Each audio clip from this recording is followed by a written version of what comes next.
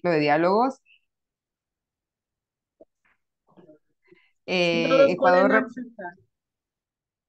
Gracias. Ecuador representado en la Cumbre de la Amazonía, la sociedad civil organizada presente en el futuro del bioma amazónico y sus poblaciones. Tendremos esta sesión por 2 horas. La idea es contar con una sociedad civil organizada, fortalecida y con una mirada común sobre los desafíos que enfrenta nuestro bioma amazónico y que además compartimos entre 8 países, ¿no? Una mirada más de panamazonía, más de territorio, una Amazonía sin fronteras. Además, en este contexto en que nos encontramos de crisis climática global y además de crisis en la pérdida de diversidad biológica, los cuales han venido incrementando las desigualdades, es fundamental que en este anuncio tan rápido de hace tan poco tiempo de la realización de esta cumbre de presidentes amazónicos a llevarse a cabo en Belén el 8 y el 9 de agosto y que además hace pocos días el anuncio de que la COP del 2025 también se va a llevar a cabo en Belén, la importancia que tenemos como países panamazónicos es clave y tenemos que tener un posicionamiento, tenemos que tener visiones conjuntas y sobre todo prioridades, ¿no? Que nos lleven a definir compromisos y metas donde además se vean expresadas las demandas reales de las amazónicas y de los amazónicos. Este proceso de construcción se centra en esta ambición de contar con una agenda común entre todos los países, con soluciones que provengan desde adentro, ¿no? Desde todos los movimientos colectivos, pueblos, comunidades, etcétera, ¿no? Estos eventos con la sociedad civil en los países de la cuenca son parte de este gran ciclo, como les mencionaba.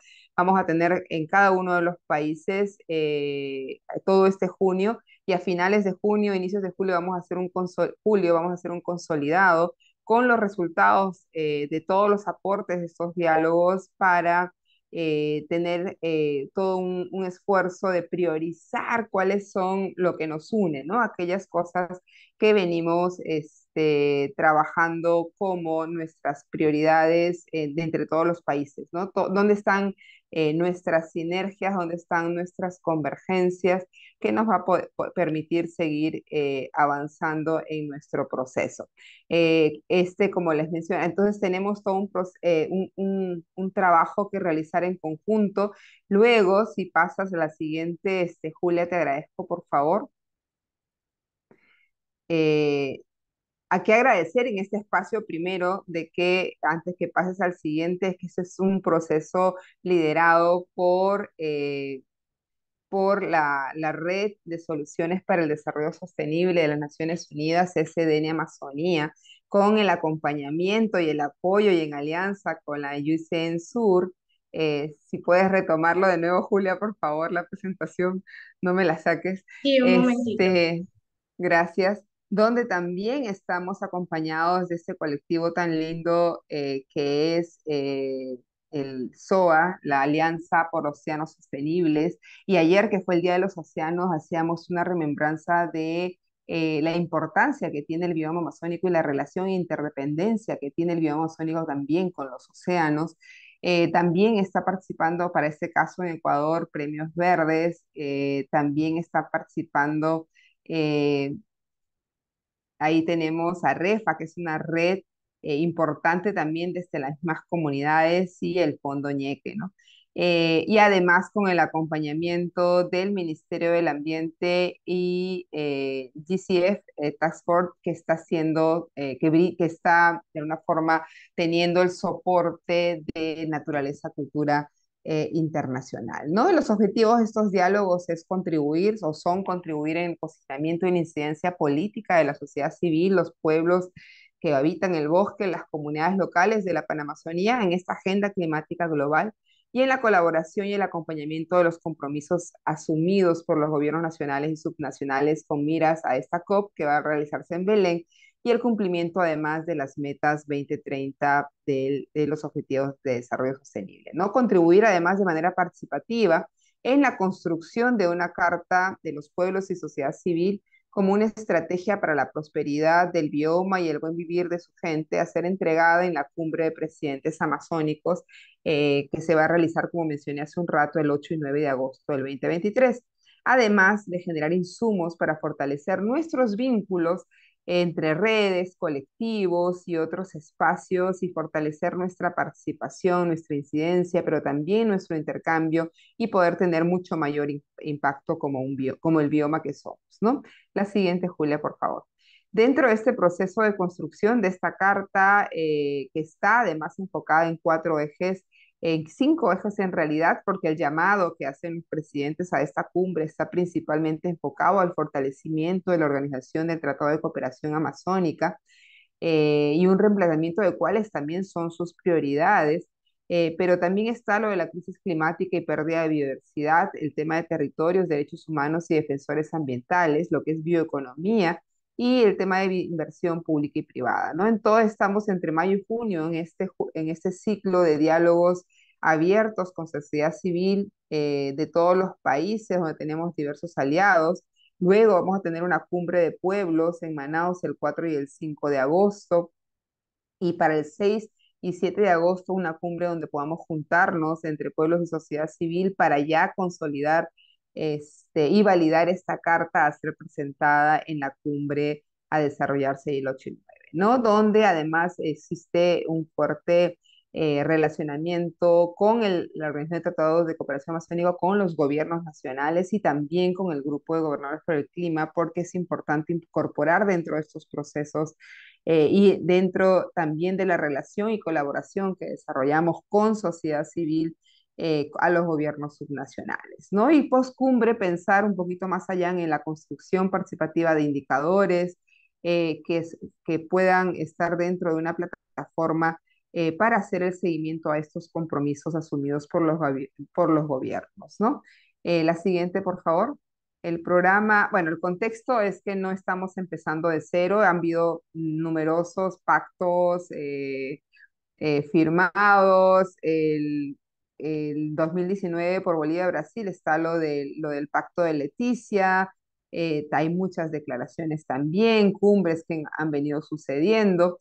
Y en el caso del pacto de Leticia, que además tiene varias cosas que están en relación con lo que se está discutiendo y avanzando dentro de estos diálogos, ¿no? Como por ejemplo trabajar conjuntamente para hacer frente a la deforestación y los delitos ambientales, el establecimiento de la red amazónica de cooperación ante desastres, el diseño de intervenciones aceleradas de rehabilitación, reforestación y restauración de zonas degradadas, el incremento de los esfuerzos asociados al monitoreo de la cobertura boscosa y del clima, la promoción de la conectividad de ecosistemas y figuras de protección, el fortalecimiento de los pueblos indígenas, comunidades locales, la bioeconomía, entre otros aspectos, ¿no?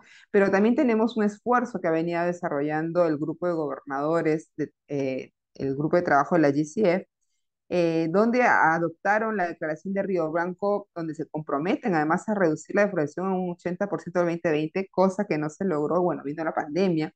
Sin embargo, el año pasado se definió el plan de acción de Manaus, donde se renuevan estos compromisos de reducir la deforestación en ese mismo porcentaje respecto a los niveles a los niveles actuales y también para el cumplimiento de 2030. O sea, el compromiso es reducirlo al 2030, así como montar esfuerzos en restauración y mejorar la capacidad de recuperación de los bosques tropicales. Y ellos están, en ese plan están basando también en cuatro pilares comunes, ¿no? Personas y comunidades, conocimiento, tecnología, innovación, finanzas, inversión y sector privado y gobierno y políticas públicas, ¿no? Además tenemos espacios como que han venido desarrollándose en nuestros países, como el caso de el, el foro que desde el mismo gobierno de Brasil se ha venido desarrollando, que es el de desenvolvimiento sustentable de la Amazonía, donde han participado en miras de esa cumbre, donde han participado también varios actores de sociedad civil. Tenemos en Perú hace 2 días que se ha desarrollado un evento bastante grande sobre emprendedores amazónicos, el Foro Social Panamazónico, el FOSPA y la Red Eclesial de Panamazónica, REPAN y la Asamblea Mundial de la Amazoniama, también han estado trabajando en un proceso bastante fuerte desde el año pasado, donde tienen propuestas bastante claros sobre territorios, sobre actividades ilegales, sobre recurso hídrico, financiamiento y derecho de las mujeres y diversidad, ¿no? Entonces no estamos empezando de cero, no es algo, no vamos a destruir la pólvora, pero sí es importante trabajar de manera conjunta y asociada, ¿no? El programa del día de hoy, yo ya estoy empezando con el contexto general y objetivos de la reunión. Luego viene Gabriel Quijandría de la Unión Internacional de la Naturaleza, él es director de la UICN Sur, para hablarnos un poco del contexto, las expectativas y prioridades desde una mirada más regional. Recordemos que la UICN recoge a varias organizaciones, tanto de sociedad civil, de pueblos indígenas, de gobiernos subnacionales e incluso gobiernos nacionales, dentro de esta gran organización, importantísima además para temas de conservación de biodiversidad y que está muy involucrada en estos aspectos. Luego viene un poco ver desde los emprendedores sostenibles, con la participación de Bianca. Bueno, esperemos que llegue a tiempo, si no, de todas maneras está Priscila que va a estar aquí presente. Después tenemos las iniciativas desde la sociedad civil, donde va a estar Galo, de la red de forestería análoga, la red ecuatoriana de forestería análoga. Luego la juventud, donde va a estar Yanis Márquez de SOA Ecuador. Luego el contexto desde los gobiernos subnacionales, Bruno Paladines de Naturaleza y Cultura Internacional en representación, o quienes brindan asesoría técnica al grupo de gobernadores. Y luego tendríamos las palabras de el ministro del Ambiente, José Antonio Dávalos, que va a estar un poquito tarde de las 4, pero vamos a ir avanzando en todos estos actores y un diálogo con todos los que puedan ir participando y definiendo nuestras prioridades, ¿no? Y con esa introducción que es tan importante mencionar, voy a dar pase, y con esta un poquito pregunta bastante retadora para todas y para todos, ¿no? O sea, ¿qué esperamos realmente de esta cumbre, desde cada uno de nuestros espacios? ¿Qué esperamos de esta cumbre amazónica en agosto? ¿Qué esperamos en relación a la acción climática global? ¿Qué estamos esperando de este fortalecimiento o relanzamiento de la Organización de Tratado de Cooperación Amazónica? ¿Y qué necesitamos trabajar en conjunto en todo lo que se viene, ¿no? Entonces, Gabriel, te doy las palabras para que nos des un poco esa mirada regional, desde todos los países que conforman la Amazonía y que forman parte de la IEC. Te escuchamos. Muchísimas gracias, Karina, y muchísimas gracias por la invitación para acompañarlas el día de hoy en este diálogo sobre Ecuador, que es el segundo que se realiza. También tuve la oportunidad de estar en el de Perú, un poco más accidentado. Estaba sentado en un taxi mientras hacía mi presentación la vez pasada camino al aeropuerto, pero bueno, hoy sí estoy un poco más cómodo. Em, yo creo que estamos en una encrucijada muy interesante. Saliendo de la pandemia, se ha, creo yo, retomado cierto impulso multilateral en temas de discusión acerca de la agenda ambiental global, ¿no? Uno lo ve en la aprobación reciente de este acuerdo para conservación de la diversidad biológica en zonas fuera de la jurisdicción nacional, lo que está ocurriendo, lo que ocurrió en diciembre con la adopción del nuevo marco global de diversidad biológica en Montreal, lo que está pasando con el tratado de plásticos. Entonces, o sea, lo que vemos es que hay esta revitalización de la posibilidad que tienen los países de acordar objetivos, metas y, y en alguna medida generan el mandato de un plan de acción para poder mover agenda global ambiental. Y yo creo que en esa medida y en ese contexto, la región amazónica está obligada a aprovechar esta ola, digamos, de revitalización del proceso multilateral y poder colocarse en, en, bajo ese reflector que merece en términos de la importancia relativa que tiene comparado con otros biomas, por el peso que tiene en el tema de la conservación, del uso sostenible, la restauración de la diversidad biológica, por el peso que tiene en la lucha contra el cambio climático, ¿no? La reducción de emisiones y también, por otro lado, la generación de condiciones de adaptación que reduzcan la vulnerabilidad, sobre todo de las poblaciones que viven en la Amazonía, ¿no? A eso se une esta situación también potente, interesante, del regreso de Brasil, ¿no? Que tiene esta representación, o sea, representa el 60% de la cuenca, y el regreso de Brasil al escenario internacional. Y un regreso además muy vocal y muy activo, que lo mencionabas tú, Karina, o sea, el alojar la cumbre, el estar preparados para alojar o ya haber ofrecido y haber confirmado que van a alojar la COP30 también el año 2025 por primera vez en una ciudad amazónica, es una señal súper potente que tenemos que ver, o sea, cómo vamos desde la cuenca, desde los países que compartimos la cuenca amazónica, posicionar a la cuenca y a nuestro bosque amazónico en particular en eh, esta competencia que está iniciándose a nivel internacional, también con una serie de mensajes relevando la importancia del bosque en los procesos de lucha contra el cambio climático, en los procesos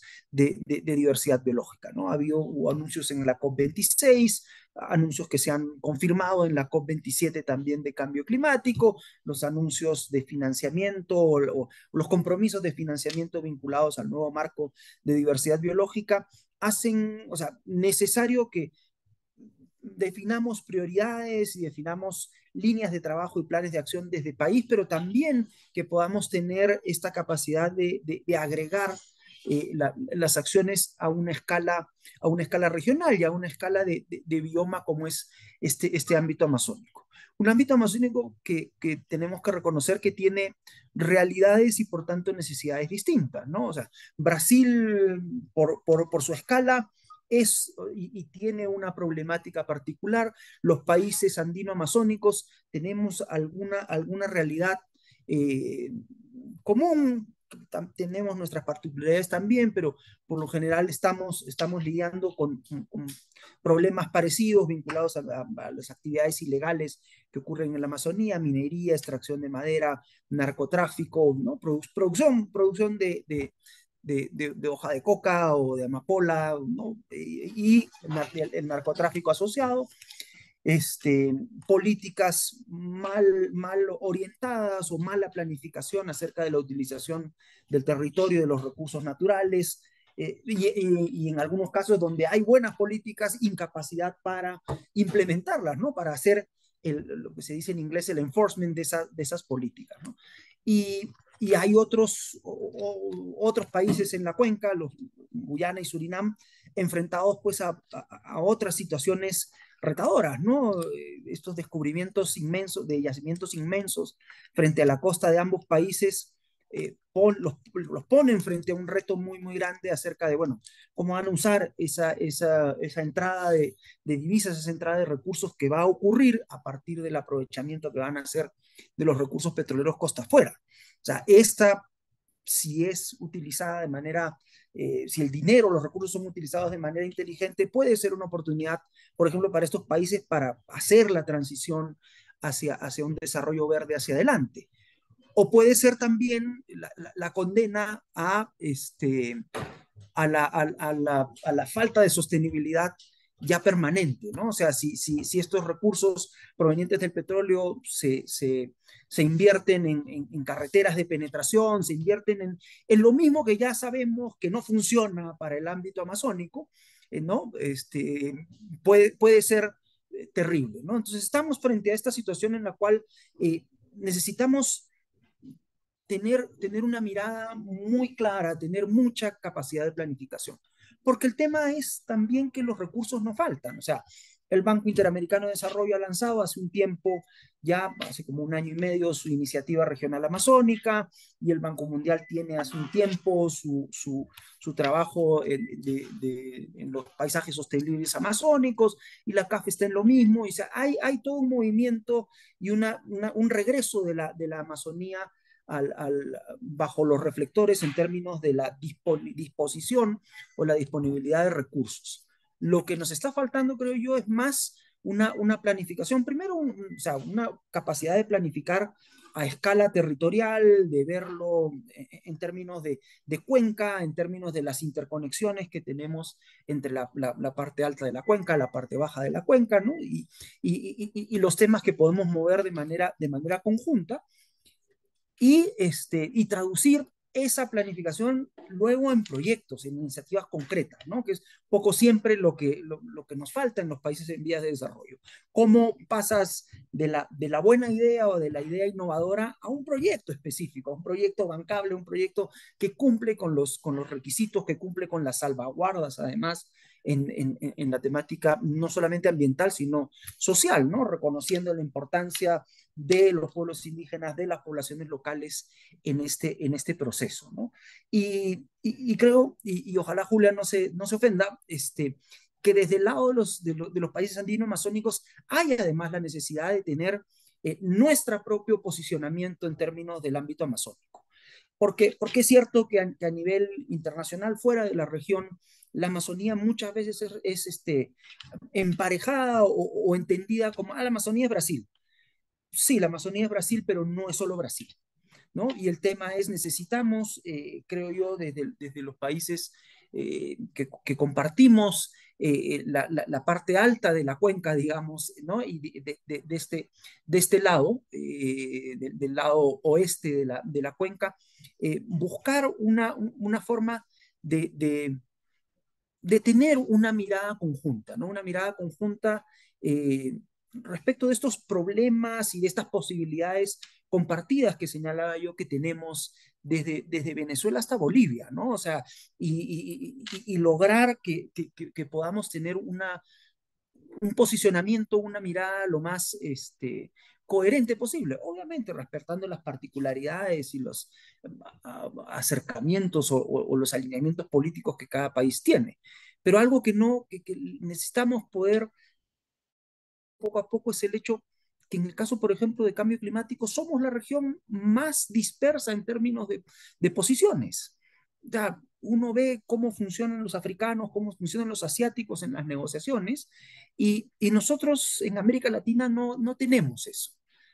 Creo que podría ser un buen arranque para eso, eh, podríamos intentarlo a nivel de la cuenca amazónica, ¿no? O sea, en este ámbito tan importante y tan trascendental en términos de la discusión ambiental, de desarrollo, de inclusión social, de respeto de derechos humanos, o sea, en esta escala global, la Amazonía debería, o el bien de la Amazonía debería unirnos para identificar estas posibilidades de trabajo conjunto, ¿no? Que creo que están ahí, pero que necesitan un poco más de trabajo, un poco más de salir de la zona de confort de cada uno. Muchísimas gracias por el espacio. Disculpen si tomé más tiempo del debido. Es un gusto poder participar en estos diálogos. Muchas gracias a ti, Gabriel, y creo que nos has dado algunas cosas bastante retadoras, ¿no? Y eso es cierto, los países andinos donde estamos, los que mencionaste, necesitamos tener nuestro propio posicionamiento, porque parte de estos diálogos con la Panamazonía justamente es que desde Brasil y especialmente desde la red de soluciones para el desarrollo sostenible, es el que está impulsando estos diálogos, necesitamos tener una mirada más allá de Brasil, ¿no? O sea, territorialmente es cierto que Brasil contempla el 60% del territorio, pero ese otro 40% está en los otros países y que tenemos necesidades comunes y también tenemos expectativas comunes que tenemos que tratar. Y estos diálogos van a ser claves para identificar dónde es que podemos unir esas particularidades. Bueno, cada quien como país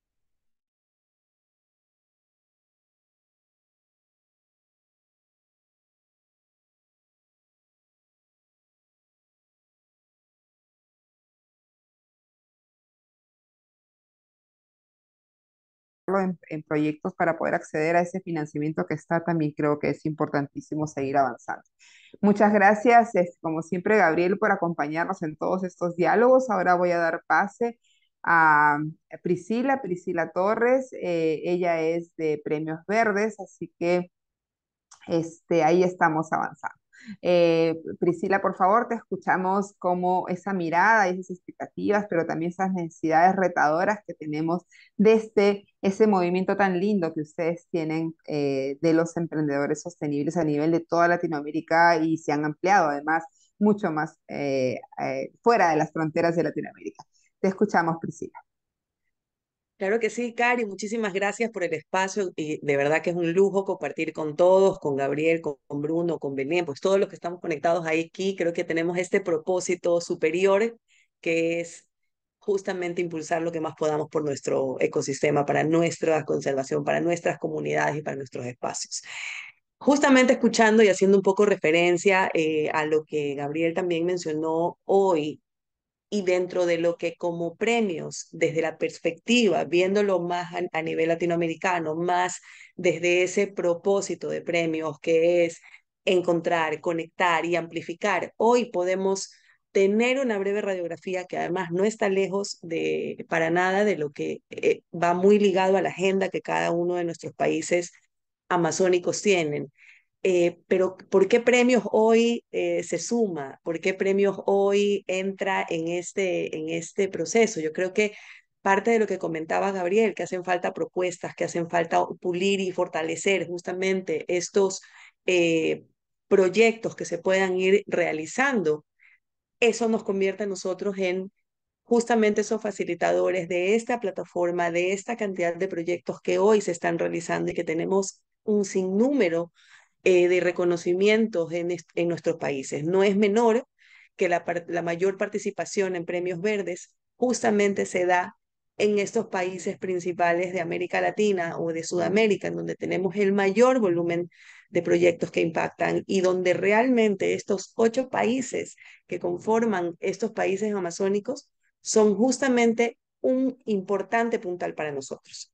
¿Qué hacemos en premios y por qué lo hacemos? Que eso realmente hoy ha sido una interrogante y lo voy a tomar muy brevemente como para dejarlo en contexto para todos los que nos están escuchando. Y es que somos más que premios realmente. Hemos ido creyendo a lo largo de este tiempo en el poder del reconocimiento y poderle dar visibilidad y herramientas a los agentes de cambio que hoy con su talento, con su determinación y que no han tenido quizás esa visibilidad y esa plataforma para un reconocimiento, para darle una validación, para darle una conexión, para formar y amplificar ese impacto que ellos hoy están realizando y que se puede maximizar y que lo podemos evidenciar, eso es lo que hoy hace Premios.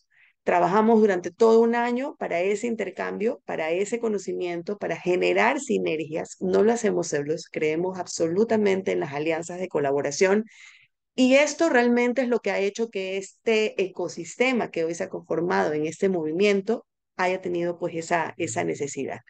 Y sin duda para nosotros, eh, definitivamente estamos absolutamente volcados y entendidos y convencidos en que las nuevas divisas están en la biodiversidad. Eso para nosotros es una estructura que a partir de eso, de generar procesos o impulsar proyectos que están en procesos de conservación, también están otros en procesos productivos y que lo hacen con un enfoque de conservación.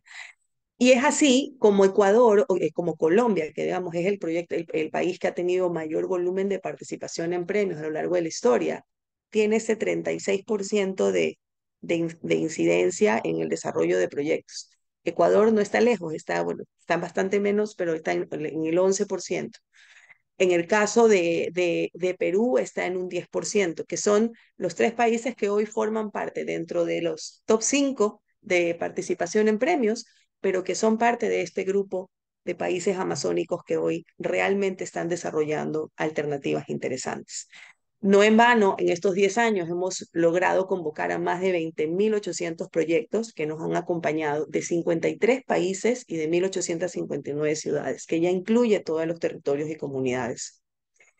Si hablamos de los 8 países que son parte de esta Amazonía, podemos hoy ver que además de ese porcentaje alto de Colombia como participación, tenemos un 30%, del 30% tenemos 10% que están postulándose desde la Amazonía, desde proyectos que tienen un impacto directo en la Amazonía.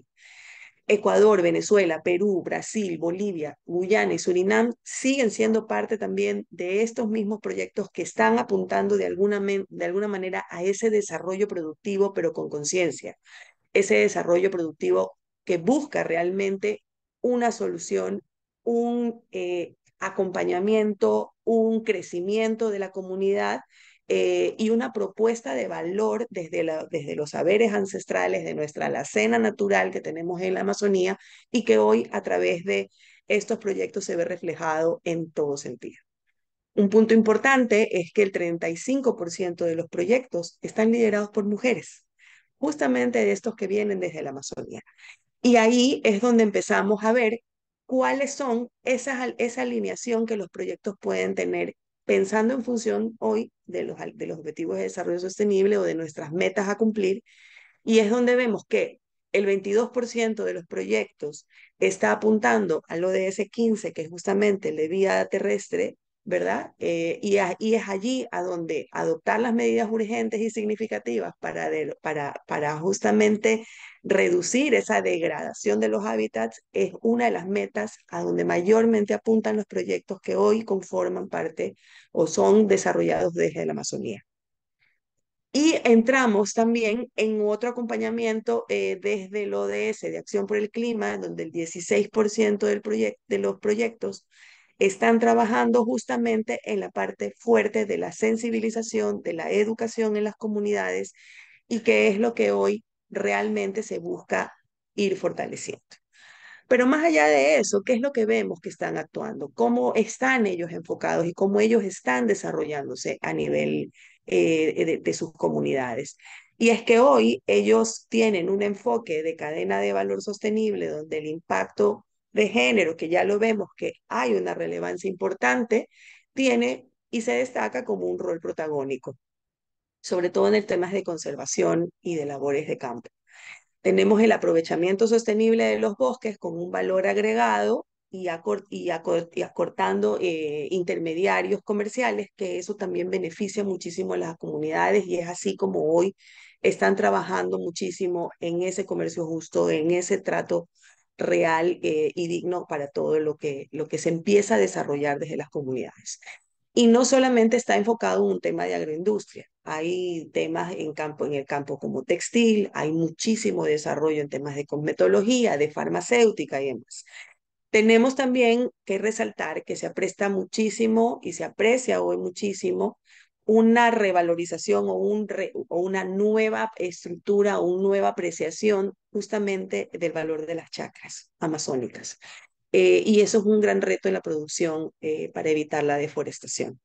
Los servicios a través de la conservación se potencian en la bioeconomía, la parte del turismo inclusivo. Los primeros ejemplos como servicios ambientales ya están desarrollándose también en la Amazonía.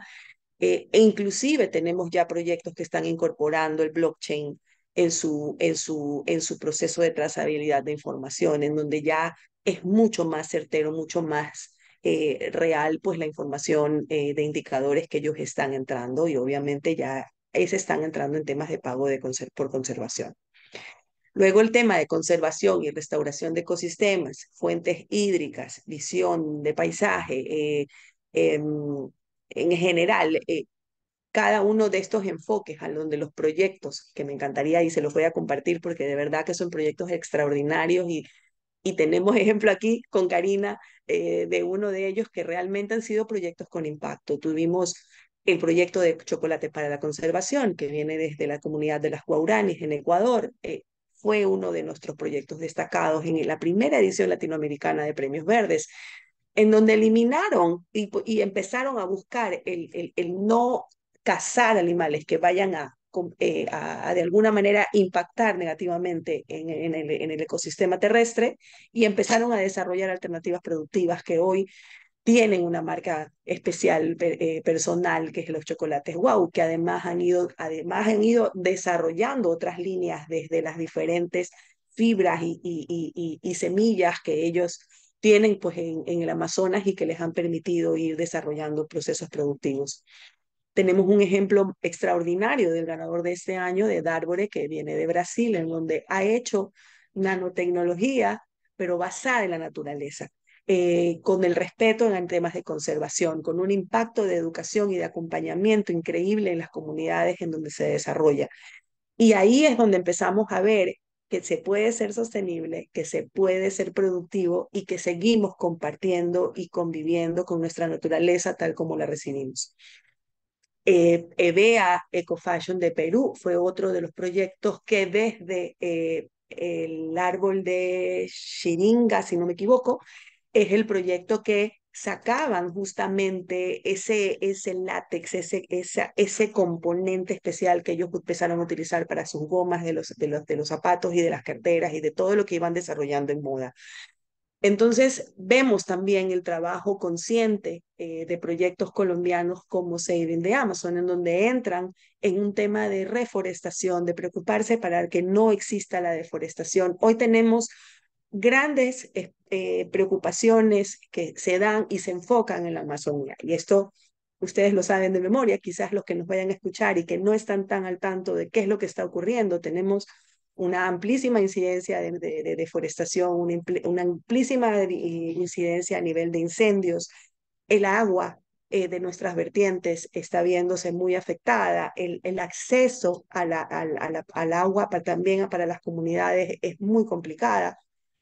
Y sin embargo, sigue siendo en nuestra Amazonía ese pulmoncito que está muy reconocido porque es realmente el que está hoy cubriendo alrededor del 5% de la parte de este pulmón biodiverso del ecosistema terrestre del planeta. Entonces, hoy es una real preocupación y es una real necesidad que proyectos como los que se presentan en Premios Verdes, con proyectos que hoy están pensando en realmente soluciones que impactan positivamente, tengan esta vitrina, tengan este acompañamiento y tengan esta visibilidad como este parte o eje engranaje que va a ir acompañado de esa política pública, de ese desarrollo de gestión que necesitamos, de esa estructura que hoy queremos fortalecer desde los países amazónicos para que realmente empecemos a crear, a pensar y a incidir en esa política que necesitamos que se empiecen a involucrar.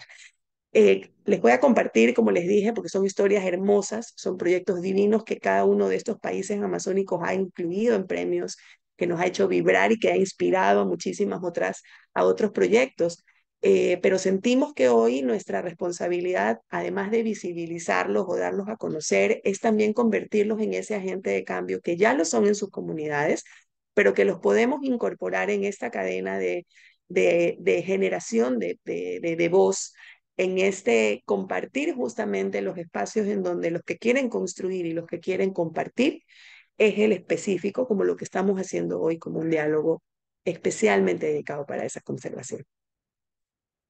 Muchísimas gracias, Priscila. Y sí, pues Premios Verdes siempre está visibilizando esos pequeños proyectos que poco a poco están teniendo impacto, ¿no? Entonces ahí está bien ligado y bien en línea de una de nuestras preocupaciones. ¿Qué hacemos para frenar la deforestación? Y se están haciendo grandes cosas, ¿no? Se están haciendo grandes cosas a diversos niveles y ahí la sociedad civil y los mismos emprendedores, las mismas comunidades están demostrando que se pueden generar grandes cambios con un poco de innovación, con un poco de creatividad y lo único que necesitan justamente es ver cómo se apalancan estos a fuentes de financiamiento, pero también otros niveles de tecnología y principalmente políticas públicas que permita que estas experiencias exitosas puedan crecer y escalarse y podemos compartirlas también y generar beneficios con los bosques en pie. Muchísimas gracias, Priscila, y ahora yo voy a dar el pase a Galo Chiriboga, él es de la Red Ecuatoriana de Forestería Análoga, para que nos hable un poquito acerca de estas expectativas y necesidades, pero también prioridades y qué esperamos de lo que lo tenemos enfrente en relación a la cumbre, fortalecimiento de TCA y la agenda climática global desde las mismas comunidades de sociedad civil. Galo, te escuchamos. Gracias, Karina. Primero que nada, agradecer por este espacio. Me parece que estos espacios son muy necesarios para poder seguir ampliando y sumando actores, ¿no? Que están trabajando para este tema. Yo quería comenzar un poco conversándoles sobre las problemáticas que realmente desde mi perspectiva, desde mi experiencia, me han tocado, ¿no? Por ejemplo, el tema de los, primero decir que un poco soy un poco escéptico, digamos así, en esto de los tratados internacionales. Me gustaría que desde el tema político se pueda tratar estos temas de verdad, ¿no? O sea, no con condiciones y no sino, o sea, de verdad sintiendo como lo que es sembrar un árbol, ¿no? Como lo hacemos las personas de a pie, ¿no? Creo que los NDCs son muy bajos para nuestro país. Siendo un país tan biodiverso, creo que los tratados y todo lo que se ha venido trabajando es digamos, tiene un tema muy bajo, muy no ambicioso, ¿no? En ese sentido, ¿no? Entonces, creería yo y espero que para el 2024 que van a entregar el nuevo, sea mucho más robusto y tenga unas expectativas mucho más altas. Por ejemplo, la tala ilegal, ¿no? Cuando empezamos a hablar de eso, sabemos que esto de las carreteras, como dijo Gabriel, es el inicio de la deforestación, que a través de eso favorece el cambio climático, la degradación, la erosión. Justo en nuestro país esta semana hubo un desastre natural que antes no pasaba, ¿no? Por la cantidad de árboles y los sumideros de agua que había. En Esmeraldas hubo 11.000 personas que tienen ahorita problemas, ¿no? Entonces, es un poco como ver la problemática. Entonces, ¿qué está pasando? Entonces, somos nosotros el productor más grande de balsa, por ejemplo. Se abrió el mercado de balsa para hacer las hélices en China, ¿no? Para crear digamos, energías renovables en China, cuando nosotros estamos dejando de tener bosques, ¿no? Por la tala de la balsa. Hemos perdido el 75% de la disponibilidad de balsa en todo nuestro territorio, ¿no? Entonces, estas problemáticas o estas falsas soluciones son las que a mí me preocupan, ¿no? ¿Cómo podemos usar esto como un tema que puede ir más allá? O sea, ¿cómo podemos ver esto como una solución? Por ejemplo, ahorita se empezó a sembrar balsa muchísimo como monocultivos, ¿no es cierto? Hay muchísimas hectáreas de balsa y el tema sería una política pública concisa, ¿no es cierto? De decir, por lo menos el 25% de las balsas no cortar, ¿no? O entender un poquito más de esta planta. ¿Qué es esta planta? ¿Cuáles son sus funciones ecológicas? ¿Qué es lo que nos brinda? ¿No es cierto? Esta Ochroma piramidale es una planta pionera, ¿no? Es una planta que nace cuando hay un claro en el bosque, cuando un brazo de un árbol se cae. Ahí cuando las condiciones están favorables o hay un poco más de calor en la tierra, esta planta sale. Las semillas pueden mantenerse durante muchísimos años, ¿no? Dentro del ciclo del bosque. Es más, cuando uno tala una superficie, esas plantas son las que salen al principio, ¿no? Entonces, la importancia de estos árboles para el proceso, ¿no? De restauración. Entonces son el primer nivel de árboles que aparecen, los pioneros para generar un sistema de restauración. Entonces una política pública puede ser el dejar el 25% de las balsas sembradas para que esto apoye, digamos, a un sistema de restauración o de sucesión, ¿no? Bueno, hablando un poco del tema de los ríos también, de las hidroeléctricas, en toda Amazonía tenemos un problema grave porque el 21% de los ríos largos y el 37% de los ríos muy largos ya no tienen cauces libres. Entonces, estamos como cortando las venas de la Amazonía y claro, eso es un terrible drama para todos, ¿no? ¿Qué va a pasar con el agua, ¿no? En poco tiempo. El tema de la minería, ¿no? Es un tema que está escalando fuertemente. Ahorita tenemos en Yaco ahorita una degradación de minería ilegal que viene también con la degradación de la sociedad, viene con la inclusión de drogas, con muchos problemas sociales que se vinculan a este trabajo. Bueno, eso como un poco para hablar de las cosas malas, pero siempre a mí me gusta como convertir estas cosas malas en cosas positivas que tal vez podamos como usar para generar y para gestionar, ¿no es cierto?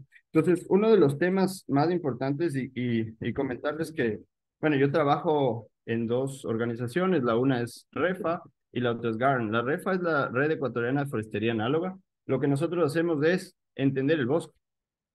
Hacemos varias técnicas, ¿no es cierto?, para entender el bosque en una estructura y funciones. Entonces, para poder entender qué funciones están brindando esos ecosistemas o qué estructura tienen, ¿no? Es como verle como un edificio. Entonces, estamos sacando algunos datos científicos para poder describir, digamos, los bosques de una manera más técnica para poder replicarlos, ¿no? En nuestros cultivos. Entonces, lo que hacemos es recuperar esa biodiversidad, pero también la estructura y funciones ecológicas de un bosque y traerlo a los cultivos, ¿no? Hacerlos más productivos de una manera más sostenible. Y lo otro es GARN, que es la Alianza Global de los Derechos de la Naturaleza. Esta es una alianza global donde lo que hacemos es, desde el Ecuador, nosotros tenemos un lindo recurso que no lo hemos estado eh, tampoco hablando, digamos, en todos estos tratados, ¿no? Que es los derechos de la naturaleza. Debería ser algo que se escriba en todas partes, ¿no? Y hablarles que estamos en esta, como dijo Gabriel, estamos en una coyuntura perfecta, ¿no? En este momento tenemos la posibilidad nosotros como ecuatorianos de las consultas populares ciudadanas que nunca antes en la vida se habían dado, ¿no? Como va a ser el tema del Yasuní, entonces vamos a poder nosotros decidir si es que el desarrollo, entre comillas, lo queremos que siga siendo extractivista o podemos irnos a una nueva realidad del post-extractivismo, ¿no? Y también tenemos los quiteños la posibilidad de votar por un Quito sin minería. Entonces, tenemos estas dos consultas populares que deberíamos también tener incluidos, digamos, en esos temas. De ahí, comentarles que justamente la anterior semana se ganó un caso de derechos de la naturaleza en Alambí, gracias a un animalito, ¿no? Le ponemos la voz a los animales, a las plantas, a los sapos, y se ganó a través de la nutria, ¿no? Esto fue en Pacto, en Tulipe. Igual se ganó un caso hace unas 3 semanas, igual contra no, esto era para una represa, pero se ganó en contra de una minera en Yurimagua, gracias a una ranita que era endémica y que era de ese lugar, ¿no? Específico. Entonces, como les decía, el Ecuador tiene que ser más ambicioso. O sea, no podemos, nosotros como jóvenes no queremos quedarnos como en, sí, vamos a reducir las emisiones o vamos a evitar la tala, sino más bien como dar nosotros soluciones y ser, o sea, evitar la tala concisa, o sea, 100% de tala, ¿no? Bueno, en el Ecuador tenemos 63 casos, la mayoría los hemos ganado. Y esto ha sido algo que se ha exportado a nivel internacional. 37 países ahora a nivel nacional ya tienen los derechos de la naturaleza en algún sentido. Y contarles también que justamente estuvimos el año pasado en Brasil con esta nueva forma de tribunales que se llama Tribunal Internacional de los Derechos de la Naturaleza. Estuvimos en el FOSPA, hicimos algunos digamos, foros y abrimos a los debates. Fuimos a ver dos proyectos el Xingu y Carachás, que son una de los mineros a cielo abierto más grandes de Latinoamérica y la represa más grande de Latinoamérica en Brasil. Y hemos visto la deforestación completa, ¿no? Entonces, como resultado y también apoyando a este proceso, vamos a entregar como GARN va a entregar los resultados de esta cumbre justamente en la cumbre, ¿no? En Belén, que fue igual que el FOSP. Y por el otro lado, quería hablarles un poquito del tema de la restauración, ¿no? Y también apoyar y el tema que dijo Priscila, ¿no? En el tema de dar nuevas divisas, nuevas formas porque yo creo y sentí, por ejemplo, en el FOSPA, hablando del FOSPA, yo sentí un odio bien fuerte digamos, de los indígenas y eso que yo no soy el blanco más blanco, pero siento que hay un corte, ¿no? hay algo, o sea, que ya lleva generaciones, ¿no? De verles la cara y de que de verdad, o sea, y por eso justamente concuerdo con Gabriel de que no nos ponemos de acuerdo en Latinoamérica, porque hay tantas cosas que han pasado en Latinoamérica que todavía no hemos como curado las heridas. Entonces, volviendo al tema, yo creo que lo más importante sería tener paisajes sin conversión, o sea, tal a cero. Entonces, no existe esto del aprovechamiento sostenible de madera, no existe. ¿Por qué? Porque las maderas que nosotros cortamos o que usamos son las maderas más duras. Yo les digo, como ciudadano que siembro árboles, nunca en mi vida voy a ver un árbol de 1000 años crecer. O sea, o sea, son unos bebés todavía los que he sembrado. Y eso que tengo pocos años, y creo que si uno siembra un árbol se puede dar cuenta que talar esos árboles de miles de años no es sostenible, no hay forma de volverlos a traer, ¿no? A la vida.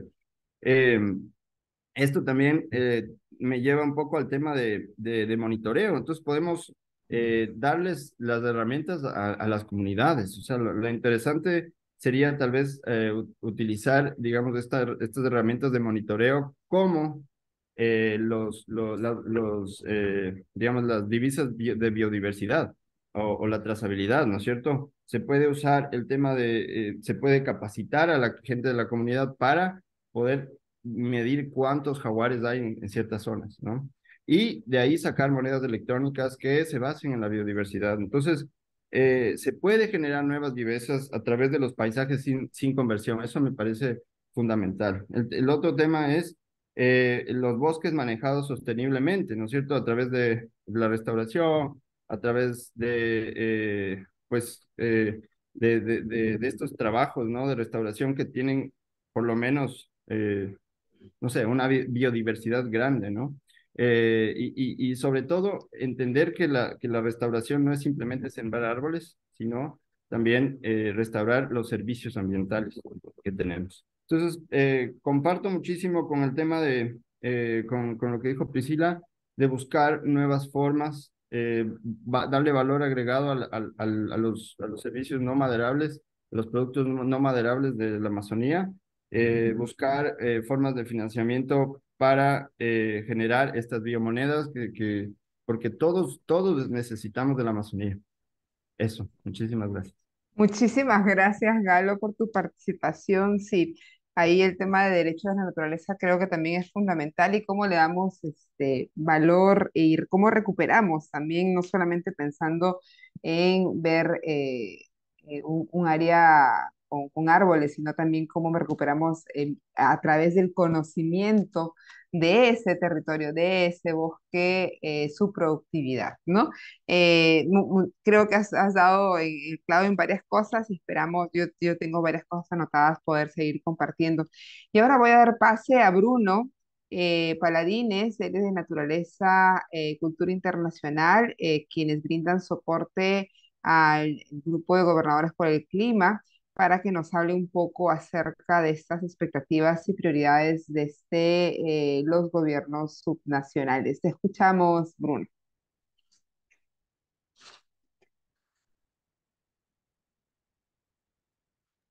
Gracias, Karina. Bueno, y un gusto compartir y conocerlos. Nosotros somos Naturaleza y Cultura Internacional, una organización que está ya, bueno, cerca de 25 años en Ecuador y actualmente en los países vecinos. Hemos trabajado muy fuertemente y, digamos, estamos convencidos de la necesidad de impulsar los procesos subnacionales. Em, Quiero solo compartir un mapa, si es posible, para, digamos, darles una... Claro que sí.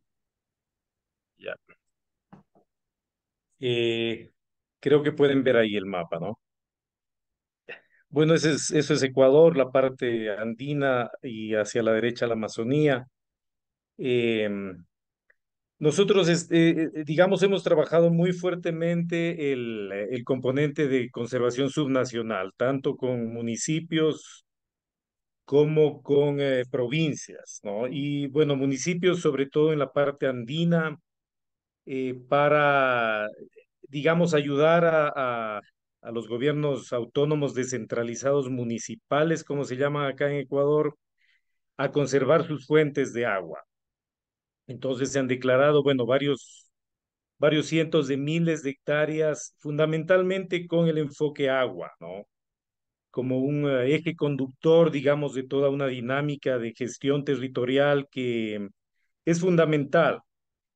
Toda esa, digamos, esa propuesta se enmarca en la necesidad de que municipios puedan hacer y puedan mirar el territorio y entrar, digamos, en una propuesta de desarrollo y ordenamiento territorial que desde la Constitución del 2008 se ha venido, digamos que desde el gobierno central insistiendo mucho. Sin embargo, esa mirada al territorio apenas se ha venido, digamos, fortaleciendo, ¿no? Entonces, la idea, la lógica es que las áreas que deben conservarse por el recurso hídrico, fundamentalmente en el caso de los municipios, la parte andina, como digo, entran a formar parte del proceso de desarrollo y ordenamiento territorial de estos municipios, ¿no? Por otro lado, hacia la derecha, lo que vemos es las 6 provincias amazónicas. Esa parte, el verde oscuro es el Sistema Nacional de Áreas Protegidas. El verde claro en esta parte de Zamora Chinchipe en el sur, Macas, Puyo, estas son áreas de igual manera provinciales. Digamos que a partir también de la nueva constitución, las provincias y municipios han podido empezar a establecer áreas de conservación y uso sostenible, es el nombre, ACUS para provincias y ACMUS como municipales para los municipios. Entonces, la propuesta, digamos, en la que hemos venido trabajando y estamos muy comprometidos es en ver de qué manera, como ustedes pueden ver aquí en estos 3 bloques del verde claro, digamos, y este verde más claro amarillo, ese bloque de bosque que está fuera del sistema nacional en verde oscuro, este bloque que está aquí es el Yasuní, del que se ha hablado mucho, ¿no es cierto? Y como decía Galo, estamos como ecuatorianos por decidir si queremos que el petróleo se quede bajo tierra. Pero fuera de estas 2 grandes áreas, el Yasuní, Cuyabeno y al sur el Podocarpus, principalmente existen alrededor de 6 millones de hectáreas de bosque. Es todo el bosque restante, digamos, ¿no? Que está fuera del sistema de áreas protegidas nacional. Y claro, la gran pregunta que nos hacíamos ya desde hace algunos años es, ¿qué va a pasar con esos bosques? Que desafortunadamente y en buen porcentaje además están concesionados a empresas petroleras y mineras, sobre todo en el sur, con la minería y en el centro norte el petróleo. Entonces, digamos que la propuesta es fortalecer muchísimo más la gobernanza subnacional, ¿no? Y aquí lo que hemos hecho es a trabajar con los gobiernos provinciales de Zamora Chinchipe, Morona Santiago, Puyo, y la perspectiva es subir hacia el norte, estas partes más verde, este verde amarillento, para tratar de juntos, digamos, además de manera interinstitucional. Lo que estamos es muy empeñados también en poder hacer un esfuerzo para dejar de trabajar aisladamente. Lo que ha pasado hasta ahora, y creo que esta es una realidad que se repite en los otros países amazónicos, es que los gobiernos subnacionales han estado trabajando separadamente de las necesidades y expectativas de pueblos y nacionalidades. Y también, de alguna manera, ONGs y cooperación alineados con esas visiones de alguna manera separadas, han caído también en esa desarticulación, digamos, ¿no? Entonces, estamos haciendo esfuerzos muy importantes y estamos trabajando juntos. Aquí veo a Belén de Pachamama, Belén Páez, con fundaciones como Ecociencia también, y varias más, por ejemplo, para que en el caso de Puyo, esta es la provincia de Pastaza, la más grande del Ecuador, que declaró en el 2017 un área de cerca de 2.5 millones de hectáreas, digamos un área más grande que el Yasuní como área de conservación y uso sostenible, eh, a fin de que todas las ONGs, toda la cooperación que está trabajando en este gran ecosistema amazónico de Pastaza pueda empezar a trabajar juntos, de manera articulada, alineados, digamos, con una política provincial y nacional que debe definitivamente mirar a las necesidades de gobernanza y visiones, digamos, y conocimientos ancestrales, digamos, de esos pueblos y nacionalidades. Entonces, la lógica es que esta área provincial construya entre el gobierno provincial, las 7, en este caso, pueblos y nacionalidades, y la cooperación y ONGs, los planes de manejo para el área, pero en base a esa visión de gobernanza indígena, ¿no? Entonces, hemos hecho avances súper importantes. Justamente ahora mismo estamos ya trabajando ese plan de manejo del área provincial y es la primera vez de lo que yo conozco que nos estamos uniendo para trabajar gobierno provincial con las nacionalidades y ONGs y cooperación, como digo, en función de esa necesidad de acercarnos, de trabajar. Esto es fundamental porque nosotros creemos que digamos, por un lado el Ministerio del Ambiente no va a crear más áreas ahí, es muy, muy difícil. Bueno, ahorita está, como ustedes conocen, en discusión todo este tema de las OMEX, estas otras formas de conservación, ¿no es cierto? Que en el marco de los compromisos 30-30 se están tratando de impulsar. Ecuador está desarrollándolo, al igual que otros países, esa normativa. Pero bueno, ¿qué va a pasar? Entonces, para nosotros es fundamental que el ordenamiento y la propuesta de desarrollo provincial integre la visión de conservación de pueblos y nacionalidades. Entonces, la herramienta del área provincial como una categoría que entra a formar parte del plan de desarrollo y entra a formar parte de una necesidad de conservar y desarrollarnos en función de las visiones de pueblos y nacionalidades es fundamental. Esto es justamente lo que nos ha motivado como Naturaleza y Cultura para ser coordinadores del Foro de Gobernadores por el Clima. La idea es tener una propuesta de país, como decía Gabriel, que me parece súper importante, es ver estas visiones regionales, ¿no? Ese es el otro tema que también, que como ONGs hemos estado trabajando quizás haciendo cosas pequeñitas en territorio, pero no podemos descuidar la visión regional. Entonces, la propuesta es que esto además se enmarque en otras iniciativas como las que supongo Belén nos va a hablar luego de cuencas sagradas o el tema de Ana, por ejemplo, que está funcionando hacia el norte y hacia el Amazonas, hacia Brasil, Colombia.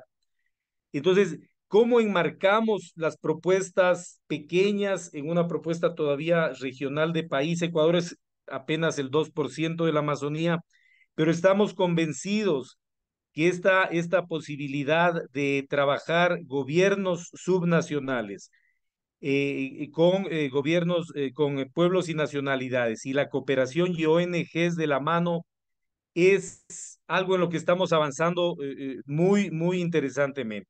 Todo esto se basa en unos acuerdos de consultas previas y procesos legislativos, digamos, para la declaratoria de estas áreas provinciales que son inéditos. Acabamos de crear justamente un área, la de Morona Santiago, de 1.2 millones de hectáreas, luego de un intenso proceso de consulta prelegislativa.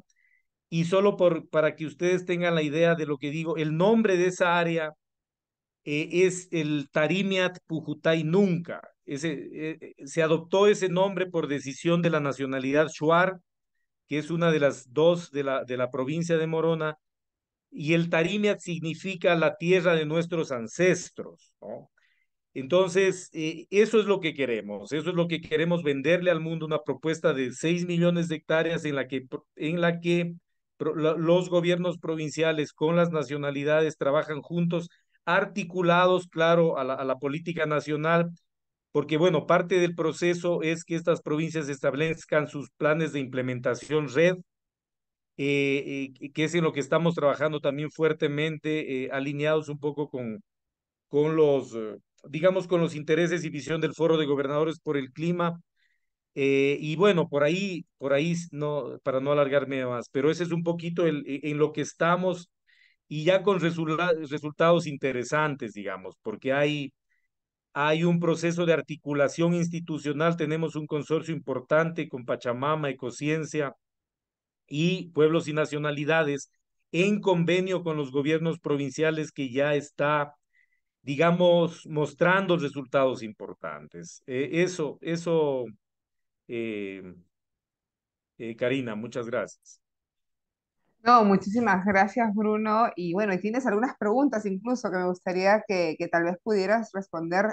Raúl te pregunta cómo están trabajando el derecho de los pueblos indígenas, tomando en cuenta los recientes avances de la Convención de Biodiversidad de Montreal. Y bueno, y Galo que quiere que coordinen. Espero que también pongan sus contactos aquí para que puedan coordinar y concertar cosas. Tal ¿Cómo, vez, Bruno. cómo, si la pregunta de cómo se coordina, o sea, lo que hay que aclarar es que el proceso de declaratoria de las áreas provinciales tiene una base en el derecho de los pueblos a ser consultados. Estamos hablando de derechos colectivos y de territorios indígenas. Estas tres áreas provinciales tienen casi un 76% de territorio en manos y titulado a nombre de las 7 nacionalidades. Entonces, para la declaratoria lo que se ha hecho es seguir un proceso de consulta y de construcción de las ordenanzas provinciales que son, digamos, discutidas, construidas en base a un proceso técnico que se pone a consideración de pueblos y nacionalidades, se presenta en primer debate a las cámaras provinciales y luego se socializa y se pone a consideración de las asambleas, de las... Acabamos de terminar este proceso en Morona, Santiago, súper interesante, en el que se declaró el Tarime Pujutay Nunca y digamos es la primera vez que un territorio del pueblos y nacionalidades es reconocido por el Estado. Hay que acordarse que el Estado no solamente es el Estado central, sino el Estado subnacional, que es algo que yo siento que todavía tenemos que empujar con mucha más fuerza y por eso, digamos, nuestro interés en articular y en toda la propuesta del Foro de Gobernadores por el Clima. Muchísimas gracias, Bruno, y has dicho cosas que creo que son importantísimas no solamente para Ecuador, sino para esta gran visión regional que estamos buscando construir, ¿no? El trabajo articulado, el trabajo conjunto, ¿no? El trabajo colaborativo, ¿no? Porque para no seguir haciendo experiencias pilotos, sino ver cómo sumamos y nuestro impacto y nuestra incidencia se incrementa como tiene que incrementarse. Te agradezco enormemente por toda esa explicación, al igual que tú, yo creo que la importancia que tenemos que seguir fortaleciendo en términos de gobernanza del trabajo de los gobiernos subnacionales en asociación con las nacionalidades y articulación con todos los actores que intervienen dentro del territorio, ¿no? Y ahora yo le voy a dar pase a Belén Páez de la Fundación Pachamama. Ella además es secretaria de Cuencas Sagradas, para que también nos dé una mirada desde los mismos pueblos y nacionalidades. Belén, te escuchamos, por favor. Hola Karina, ¿cómo están? ¿Y qué tal a todos? Gracias por sus presentaciones, Priscila, Bruno, Galo. Eh, Contenta de participar aquí por unos minutitos. Tal vez yo quisiera, como por un lado, hacer un punteo bien específico de lo lo que veo que es lo que está sucediendo en la Amazonía del Ecuador frente a la participación en la cumbre amazónica, tanto en la preparatoria en julio como en agosto, y cómo la sociedad civil en Ecuador, al igual que en la participación en otras plataformas regionales, se ha estado, digamos, constituyendo y programando y preparando. Y como tú decías, Karina, son varios frentes que han estado ahí participando en los últimos años, desde el FOSPA hasta la AMA, de quien también soy parte, al igual que otros colectivos que están tratando de sacar estos vínculos y estas resoluciones para esas cumbres. Entonces, creo que la importancia de esta conversación pasa por un poco preguntarnos cuál es el impacto de mayor incidencia que podría tener sociedad civil y pueblos indígenas en el marco de la preparatoria y de la cumbre final de presidentes, frente a todos los targets que tienen todos los países para la reducción de la deforestación y otros compromisos que deben darse para que estas transiciones puedan ya realmente llevarnos a un espacio, un nuevo modelo para la protección y para la economía de la región amazónica. Entonces, en el punteo que comentabas un momentito, lo que dice Bruno es fundamental. Estos ecosistemas de colaboración que ya los estamos poniendo en marcha conjuntamente con pueblos indígenas, ONGs locales, universidades, gobiernos subnacionales, el mismo Ministerio del Ambiente, estas nuevas sesiones, estos nuevos diseños de colaboración están dando algunos resultados bastante interesantes en torno a procesos, alcances, en torno a acuerdos que nos llevan a otro nivel de impacto, que es lo que se podría ver que estaba ocurriendo hace 5 años o 4 años o 10 años. Entonces, eso me parece que hay que resaltar, rescatar, porque hay una suerte de un aprendizaje, pero también una suerte de impacto y de un aprendizaje de cómo volvernos más efectivos tanto en la implementación de los recursos como en la colaboración por metas más amplias. Se me ocurre una certificación por no deforestación gracias a estas ordenanzas que se van generando por cómo manejar las chacras o los sistemas agroforestales de las comunidades que mencionó Priscila.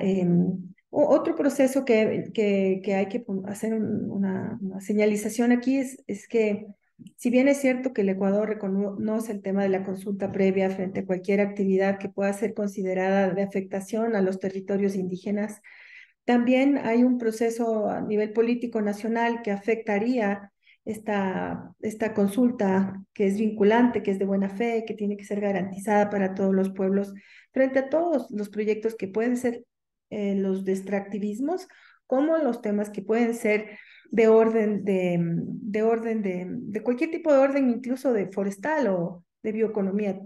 Las salvaguardas ambientales que las ratifica París, el Acuerdo de París y también los compromisos de Montreal y de los acuerdos de biodiversidad tienen que ver con los procesos de consulta frente a cualquier actividad que se vaya a realizar en los territorios indígenas, que podría fomentar una discusión o un debate o simplemente no estar cumpliendo todo lo que se requiere en cuanto a una consulta de buena fe o informada en estos territorios. Entonces, ahora mismo con este proceso de muerte cruzada en el Ecuador, surgen unos nuevos decretos lanzados por presidencia que realmente haciendo los análisis legales con varios grupos de abogados que han trabajado en derechos colectivos en el Ecuador por muchos años, se ve un retroceso de lo que ya realmente tiene que ser implementado en los próximos años para reforzar la permanente protección de la Amazonía en el caso del Ecuador.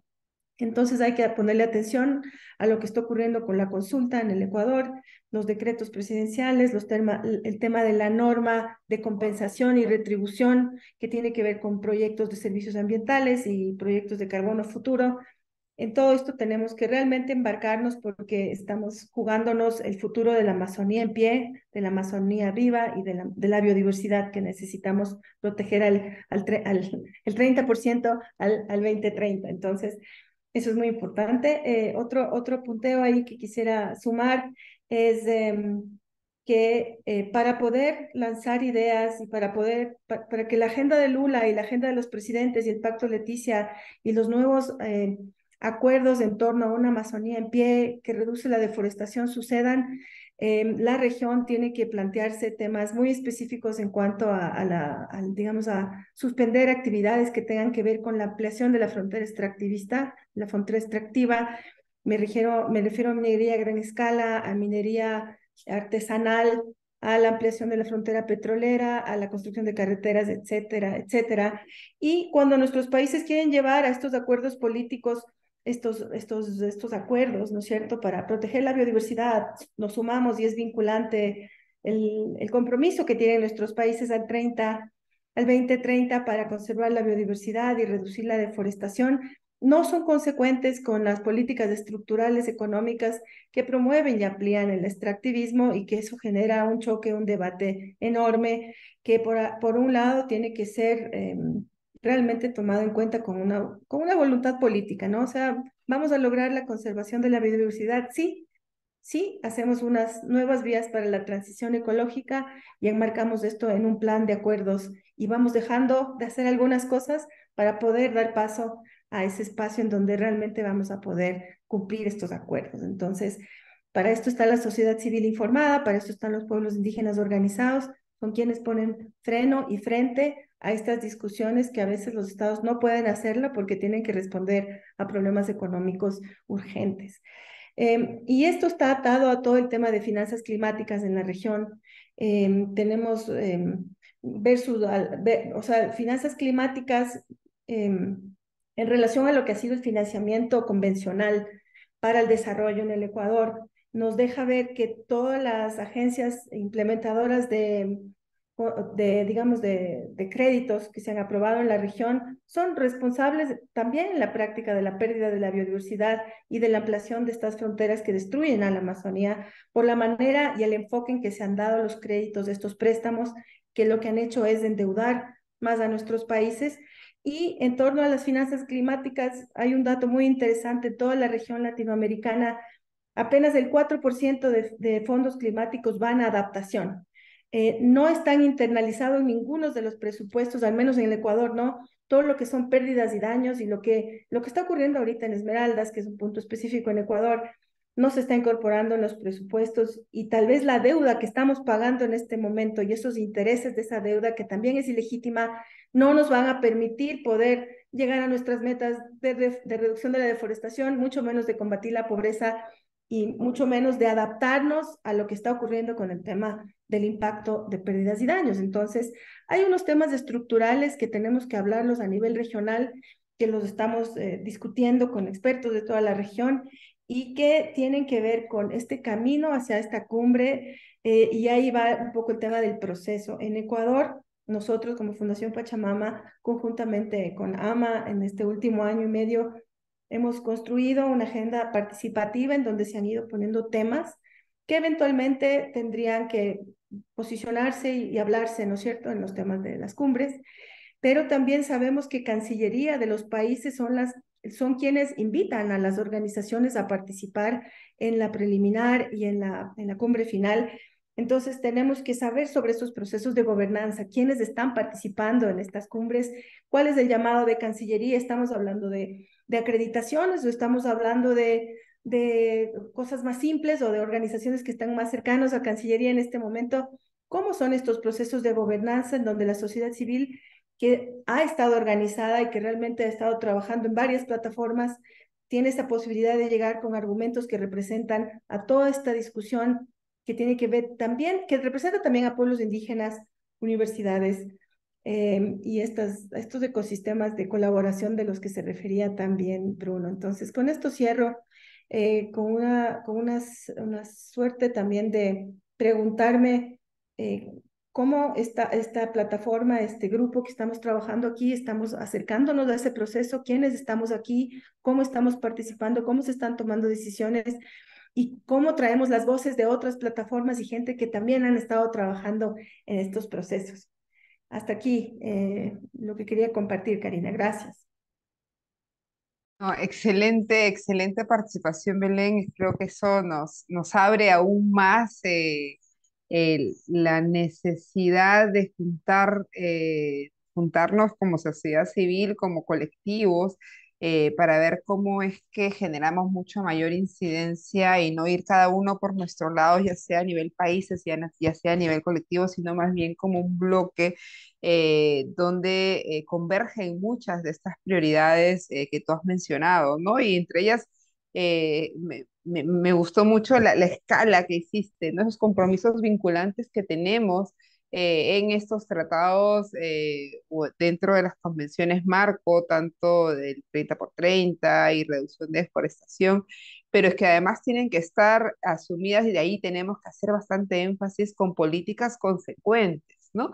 Y no solamente estamos hablando de lo que sucede en Ecuador, sino también en países como en el Perú, que tenemos ahora un paquetazo ambiental tremendo, que están en búsqueda de modificar tres leyes importantísimas, como la ley forestal y de fauna silvestre, la ley de pueblos indígenas en aislamiento y contacto inicial, que son las reservas territoriales, y hoy una nueva propuesta normativa relacionada a la modificatoria de la ley de áreas naturales protegidas, que justamente va para implementar más actividades extractivas, ¿no? Entonces ahí el tema de políticas consecuentes de acuerdo, para el cumplimiento de estos compromisos que hemos asumido y que además son vinculantes, tienen que también ser parte de la incidencia que tengamos que trabajar juntos, ¿no? Luego tenemos cómo esto también se grafica en acciones concretas que pueden estar dentro, y ahí voy a referencia a lo que mencionó Galo hace un rato con respecto a las NDCs, ¿no? Cómo comenzamos a ser un poco más ambiciosos también en los objetivos en las metas que nos propongamos para lograr reducir la deforestación. Y ahí también está con el otro tema, ¿no? El tema de financiamiento, la coherencia en el financiamiento, porque sabemos que el mayor porcentaje de financiamiento va justamente a seguir implementando actividades relacionadas con nuestros drivers, ¿no? De deforestación. Entonces ahí yo creo que tenemos un reto enorme, que vale la pena que comencemos a conversar, y sí me gustaría un poco que tal vez podamos, me está justo llamando, me está llamando Valeria, que es la coordinadora del Ministerio del Ambiente. Me gustaría un poco que nos hagamos la pregunta, existe esta organización de Tratado de Cooperación Amazónica, ¿cómo nos gustaría que funcione este tratado desde los diversos espacios en los que estamos ahorita involucrados? Porque también si esta cumbre se da bajo el objetivo principal de fortalecer el tratado, ¿cómo este tratado va a responder a todas las demandas que tenemos entre nuestros países y especialmente ahora en Ecuador? Les dejo la plataforma, quien quiera levantar la mano.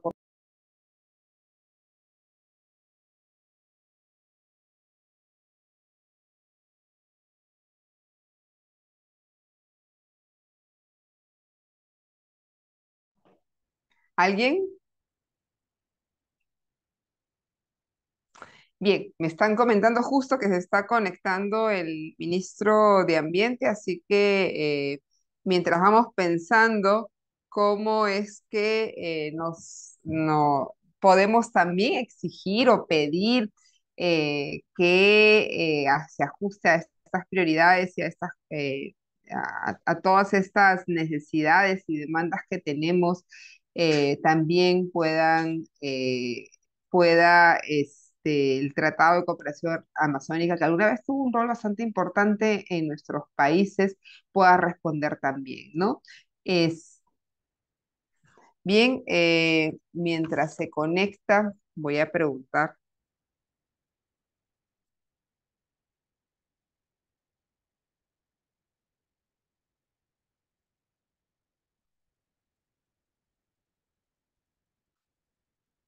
Belén, tengo una pregunta para ti, ya que estás ahí disponible, ya que representas además a espacios tan importantes y que han sacado documentos donde justamente yo dentro de la descripción de que no empezamos de cero, todos estos procesos mencionabas, ¿cómo podemos hacer para también entre la SDN Amazonía y todos estos diálogos que estamos recogiendo bastante información, juntarnos y ver de sacar algo conjunto entre colectivos, ¿no?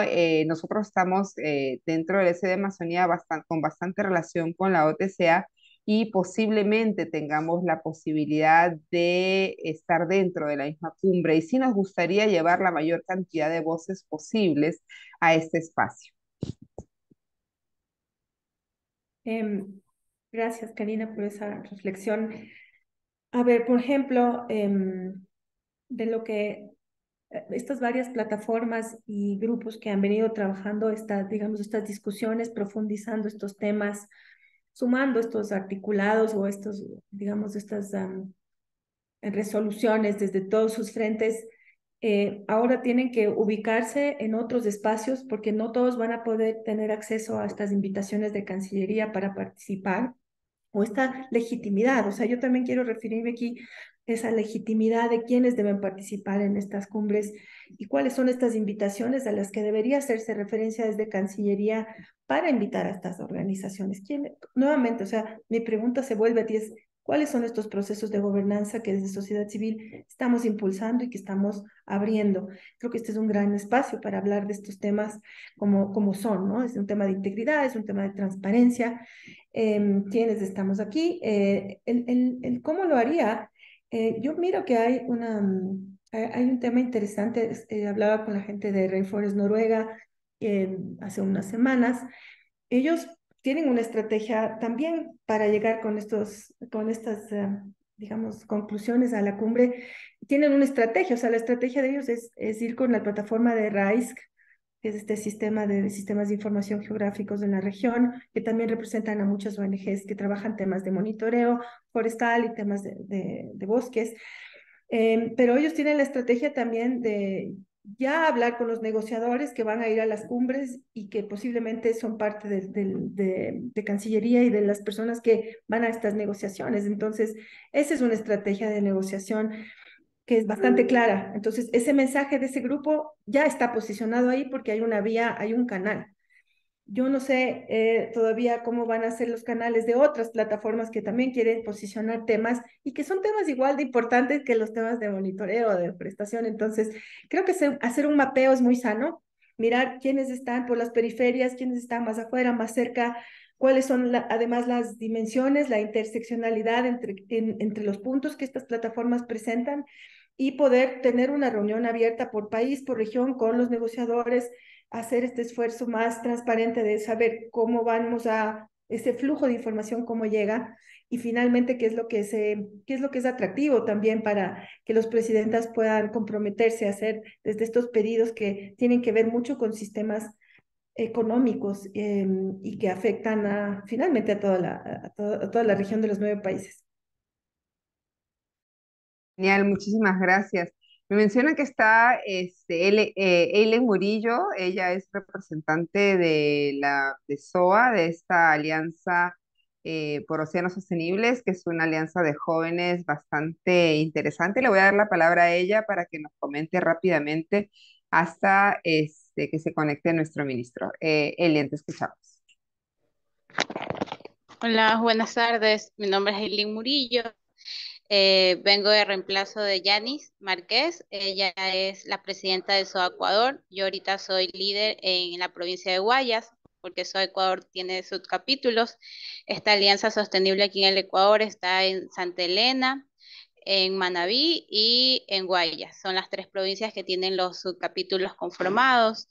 Y como representante de SOA Ecuador, buscamos empoderar a los jóvenes profesionales. Todos nuestros voluntarios en su mayoría son jóvenes profesionales, biólogos, ingenieros oceanógrafos, sociólogos. Tenemos un equipo muy diverso donde promovemos iniciativas sostenibles en pro de los océanos.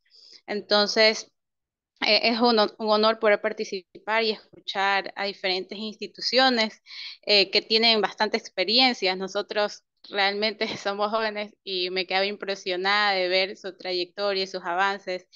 Y actualmente estamos trabajando en una fuerte sensibilización por los ecosistemas marinos costeros. Recientemente, durante este año, a veces he escuchado en comunidades que son a veces de la sierra, como que, bueno, y los ríos, cómo se relacionan con los océanos.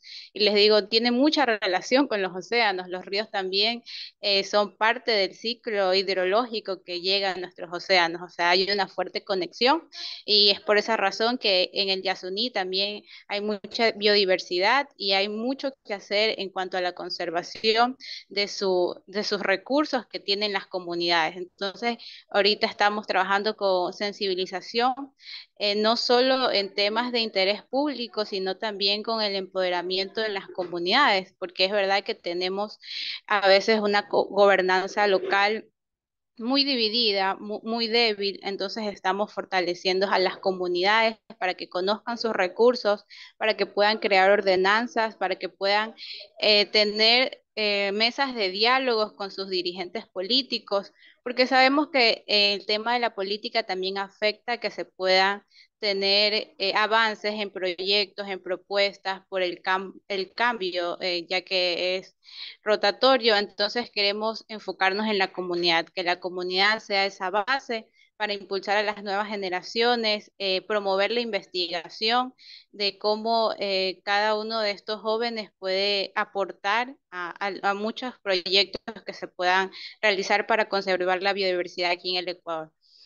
Creo que de manera breve eso es un poco en lo que actualmente nos encontramos trabajando y deseamos seguir aportando en este país de esta manera e impulsando a las futuras generaciones y a las comunidades que se encuentran muy interesadas en aprender y conservar su biodiversidad. Muchas gracias, Eileen. Ahora sí voy a dar pase. Primero, bienvenido y muchas gracias por su participación al ministro del Ambiente, Agua y Transición Ecológica del Ecuador, José Antonio Dávalos, a quien le cedo la palabra para que nos dé también todas esas prioridades, expectativas y el contexto desde el nivel nacional del país de Ecuador. Muchísimas gracias por tu participación. Te escuchamos. ¿Cómo están? Muy buenas tardes. Les pido mil disculpas, que vergüenza como ustedes haber hecho cambios de horario y demás, pero la agenda se ha complicado muchísimo más de lo esperado, pero no quería perder la oportunidad de poder estar con ustedes al menos unos minutos y contarles un poco qué es lo que como ministerio hemos estado haciendo, qué es lo que queremos hacer y cómo estamos trabajando para hacerlo en estos próximos meses. Evidentemente no es ningún secreto la situación política del país.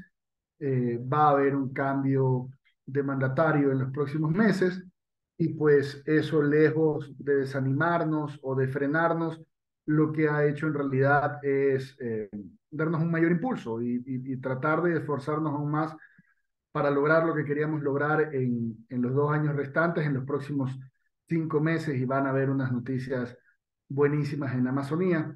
Yo creo que todos estamos conscientes de lo que la Amazonía representa, no solo para el Ecuador, no solo para los países que la compartimos, sino en realidad para el mundo. Y en ese sentido nosotros hemos venido haciendo un manejo en la Amazonía considerando las particularidades que existen. La Amazonía no solamente es una biodiversidad impresionante, sino también pues la convivencia de una serie de culturas, de una serie de cosmovisiones que se juntan en este espacio territorial. Y por ejemplo, en la zona norte de la Amazonía es en donde se encuentran todos los bloques petroleros y toda la operación petrolera que existe hoy en día en el país, lo que es muy distinto a lo que ocurre en la zona centro, que es básicamente ecoturismo y comercio, y es también diferente a lo que ocurre en la zona sur, en donde priman el sector minero o las industrias mineras. Entonces, tratar de afrontar a la Amazonía o el manejo de la Amazonía sin tener en consideración esas particularidades, dependiendo de en qué parte de la Amazonía ecuatoriana estemos, pues harían el manejo imposible. En ese sentido, nosotros pues hemos activado una serie de proyectos, una serie de compromisos en la Amazonía ya desde hace varios años, y esta administración ha podido fortalecer algunos de ellos. Creo que los conocerán muchos de estos. Son Sociobosque, por ejemplo, son 1.29 millones de hectáreas que están bajo conservación por Sociobosque. Sociobosque, para los que no están muy familiarizados, es, y lo voy a poner muy coloquial y resumidamente, no le voy a hacer justicia a Sociobosque, pero es básicamente reconocer o retribuir a las personas que están prefiriendo conservar el bosque a talarlo y hacer, por ejemplo, un desarrollo sostenible o hacer bioemprendimientos, en lugar de pensar que lo único que pueden obtener del bosque es madera, se les retribuye por parte del Estado ecuatoriano, tanto con fondos fiscales como con fondos de cooperación, sin la cual pues realmente sería muchísimo más difícil poder hacer lo que hacemos en Amazonía. Hemos también impulsado el fortalecimiento de nuestros bosques y vegetación protectora, que hoy por hoy son 444.000 hectáreas en la Amazonía que están bajo este mecanismo de conservación y que nos ayuda mucho a nosotros en el tema del manejo. Lo clave aquí ha sido poder fortalecer ese manejo con los pueblos y nacionalidades indígenas que se encuentran en la Amazonía.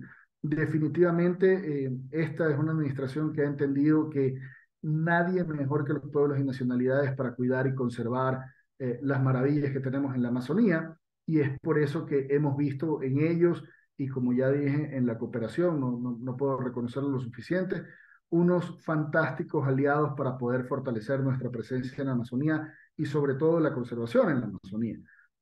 Tenemos también en esa misma línea una fuerte gestión forestal con una serie de puntos de control fijos e itinerantes a lo largo y ancho de la Amazonía ecuatoriana para precisamente combatir la tala ilegal e indiscriminada de nuestros bosques, y también nos sirven estos puestos de control para poder asegurarnos de que no exista o minimizar en lo posible, reducir en lo posible el tráfico de vida silvestre, que sabemos es uno de los delitos ambientales que más nos afectan.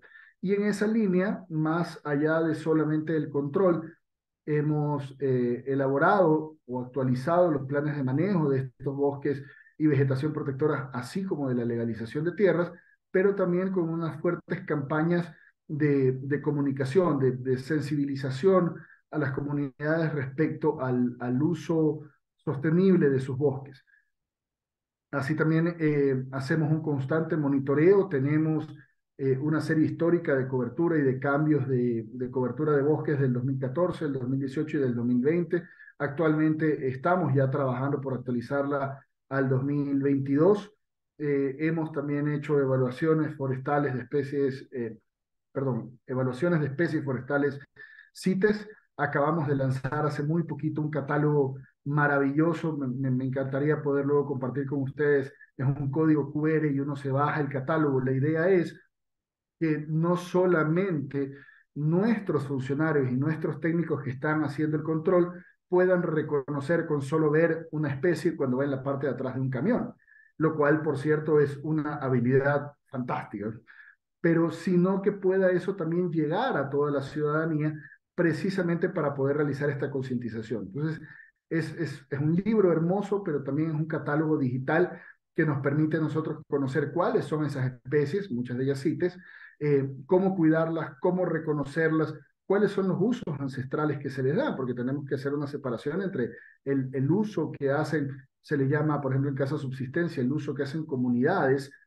ancestrales de la madera versus la tala ilegal e indiscriminada. Entonces es una herramienta también muy bonita, la acabamos de lanzar hace muy poco.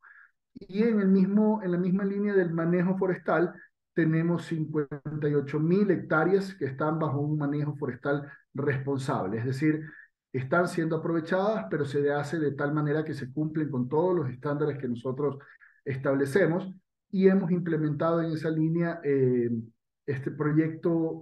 Es un proyecto del Sistema Nacional de Control Forestal que nos ayuda y nos sirve bastante.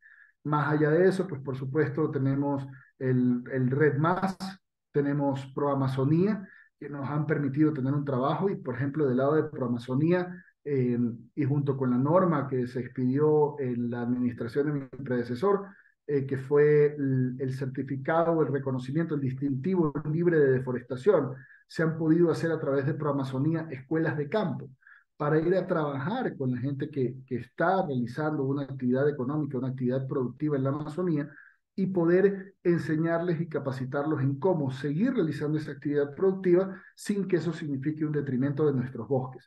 Ese ha sido uno de los, yo me atrevería a decir, uno de los mayores logros o de los mayores hitos que hemos podido alcanzar, porque no solamente estamos conservando, estamos demostrando que se puede ser productivo y verde al mismo tiempo, sino que además para todas estas personas que se capacitaron, se abren mercados internacionales fantásticos con un muchísimo mejor precio, al ser un producto libre de deforestación versus cualquier otro producto que no pueda hacer ese claim. y pues hemos tenido el caso exitoso, el que más tengo presente, porque de hecho cuando asumí como viceministro fue mi primer evento, fue ir a una exportación que se hizo a Lavazza, a una de las empresas más grandes de café del mundo, precisamente de un café libre de deforestación. Y el pago o el precio en el cual pueden colocarlo nuestros agricultores se ve incrementado en un 60 o 70% versus un producto que no puede hacer el claim de que es libre de deforestación. Entonces, es conservación por un lado, pero es también demostrar que se puede ser productivo, pero conservando. Entonces, es uno de los grandes logros que hemos tenido.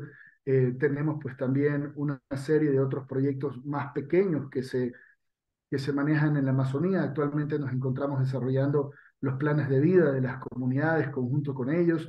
Eh, Hemos estado trabajando también en Pastaza muy fuerte con comunidades en estos planes. Ahora, precisamente ahora, nos encontramos en la construcción de una norma técnica de compensación y nos enorgullece mucho poder decir que se ha trabajado desde las bases con las organizaciones y con las comunidades de la Amazonía, que al fin y al cabo es a donde realmente queremos que lleguen los recursos. Recordarán que tuvimos la consulta popular en donde tratábamos de elevar esto a una norma constitucional. Aquello no pudo ocurrir, pero nuevamente estas adversidades no son algo que nos frenan o nos desaniman, sino que pues nos obligaron a reinventar el tema y poder encontrar a través de una norma técnica un mecanismo para poder lograrlo.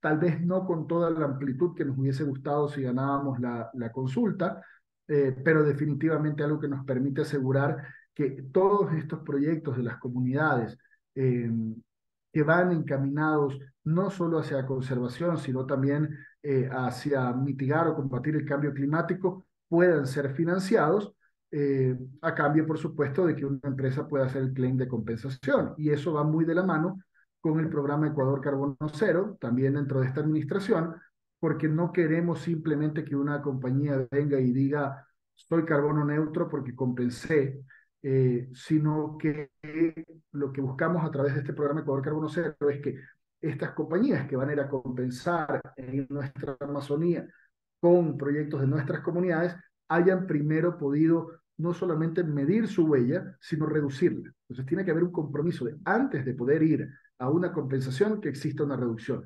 Y eso lo hace muy bueno, no solo para las comunidades, sino también, por supuesto, para nuestro ambiente y la Amazonía. Y de ahí planes que tenemos ahora en Amazonía, pues hay muchos. Hay uno muy grande y que nos llena de mucho orgullo, que esperamos poder anunciar formalmente muy pronto, pero es el biocorredor amazónico, del cual ya se ha hablado bastante. Es un proyecto muy, muy ambicioso que está avanzando bastante bien y que, como he dicho, pues nos vimos obligados a adelantar cronogramas y esperamos dentro de, no esperamos, estamos seguros que en estos meses que nos quedan vamos a poder sacarlo a la luz, va a ver la luz este proyecto súper ambicioso que nos va a permitir ingresar bajo un mecanismo de conservación 2 millones de hectáreas en nuestra Amazonía y nos va a permitir fortalecer y conectar 4,5 millones de hectáreas que ya están bajo un mecanismo de conservación. Entonces, eso va a ser realmente fantástico. No estoy todavía en la libertad de dar muchos detalles, eh, pero es muy fuerte considerando que 27 de nuestras 75 áreas protegidas se encuentran en la Amazonía. Entonces, muchas veces la gente nos dice, bueno, eh, sí, están trabajando en Galápagos, pero ¿qué se está haciendo, por ejemplo, en la Amazonía, donde también hay una biodiversidad enorme? Y bueno, pues esto es precisamente lo que se hace a través de nuestros programas, buscar conservación, que exista una buena convivencia entre nuestras comunidades, nuestros sistemas productivos y la naturaleza. Y por supuesto buscar cómo incrementar las zonas que pueden estar bajo algún mecanismo de conservación que pudieran estar de alguna forma protegidas, eh, pero por supuesto pensando en que también exista un desarrollo productivo que vaya de la mano. Eso es un poco lo que quería contarles eh, y pues estoy aquí si quieren profundizar en alguno de estos temas que muy brevemente he podido tratar. No, muchísimas gracias, ministro. Yo creo que tu aporte es valiosísimo y estoy segura que hay varias preguntas y yo voy a empezar con una de ellas, y es ¿qué es lo que espera Ecuador en la cumbre de presidentes amazónicos que va a desarrollarse prontito en Belén y con qué novedades van y cómo es factible de ir de la mano de forma colaborativa con organizaciones de sociedad civil y de pueblos indígenas y nacionalidades también a este espacio? Y bueno, y dejo libre también la plataforma para el resto de los participantes. Bueno, vamos con mucha emoción y con muchas expectativas. OTCA es una organización que tiene un gran potencial.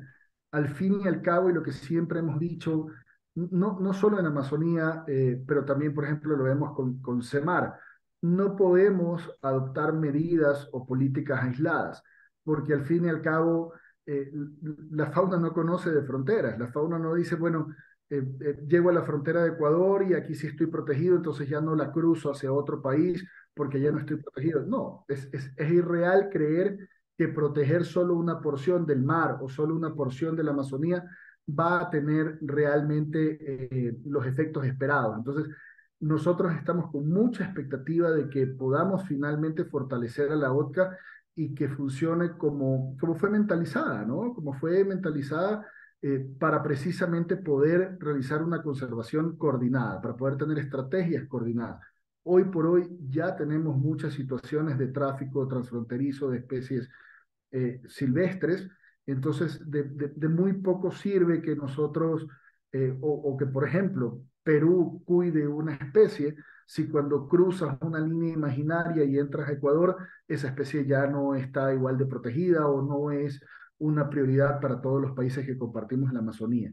Tenemos muchas expectativas, sabemos que los otros países también los tienen y precisamente para asegurarnos de que estas expectativas sean satisfechas, me llegó, esta mañana tenía una reunión de ministros de Semar y ya me llegó una invitación formal. Colombia está organizando una precumbre de OTCA para poder conversar a nivel de ministros en Colombia, en Leticia de hecho, y llegar a la cumbre de la OTCA preparados, con criterios similares, con objetivos comunes y asegurarnos que nuestros presidentes puedan encontrar ya un camino labrado, ¿no? ¿Y con qué vamos nosotros? Pues vamos con un súper anuncio que me muero de ganas de decirte, pero no puedo. Eh, pero ya se enterarán a inicios de agosto y es un tema súper chévere que nuevamente va a poner a Ecuador en el tema de conversación en lo que a conservación se refiere. Así que tenemos que tener todos un poquito más de paciencia, son solamente un par de meses más y podremos comunicarlo y ojalá todos los que están viendo esto se emocionen tanto como nosotros cuando ese día llegue. ¿Alguien más? Muchísimas gracias, José Antonio, por la respuesta y estamos seguramente ansiosos de escuchar las novedades y lo que se llevan para Belén.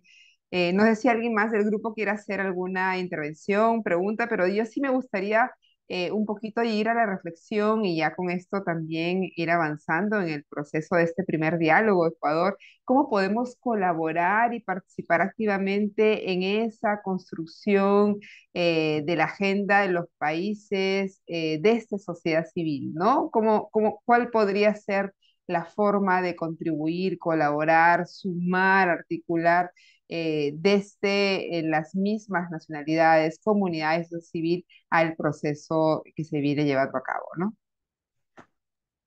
Bueno, sí, la idea siempre es tener procesos participativos. Cuando vamos a estos tipos de cumbres, siempre tenemos antes un espacio para la construcción de la posición país, como se conoce, y ahí es donde solemos recabar todas las opiniones, todos los criterios, todas las recomendaciones que se hacen de cómo Ecuador debería ir a afrontar con sus equipos negociadores las distintas cumbres.